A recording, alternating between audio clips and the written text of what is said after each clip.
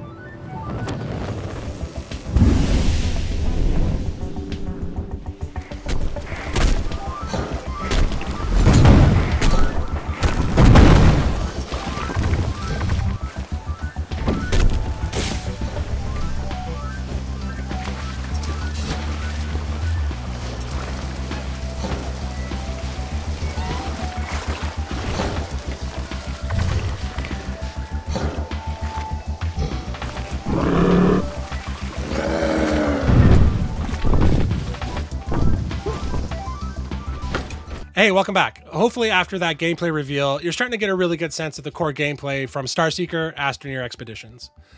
Before we go on to the next segment though, I wanted to take a minute to just kind of speak personally, if that's okay. I think as the creative director, one of the things that I set out to do was to really pay forward the sense of, call it optimistic futurism that I got from things like Star Trek when I was a kid and how that made me feel and the way that that was formative for me as a young person. And I want that out of video games. And Starseeker is my biggest swing at trying to achieve that with its players. And so to that end, if this is the kind of game that you've been looking for, one where when you log in, you're doing it on your own, you're doing it with friends, you're doing it with the community that you've been a part of, you feel as though you are contributing to something much larger than what's going on around you, and that you can really get a sense of what impact that has on other folks around you. And so I encourage you to join our Discord, sign up for the beta, and do what you can to share feedback with us. This is not a one and done video game from System Era where we just drop it in 1.0 and then we move on to the next thing. We want to continuously develop this game with you and with your feedback, especially with people that are looking for an experience like this. It's also important to understand that even though we're actively working on Starseeker, we still develop Astroneer at System Era. And so if you're a fan of Astroneer, I encourage you to stick around to the next segment. I think you're really going to love what they're going to show you. And I just wanted to say thank you so much for spending some time with me and hearing and seeing more about Starseeker. And I truly cannot wait to tell you more about, life aboard the space station. What does it mean to be part of the Frontier Force? And get into like the nitty gritties and the behind the scenes stuff of what it takes to make a game like this. So until then, thank you so much. And I cannot wait to see you next time. Bye.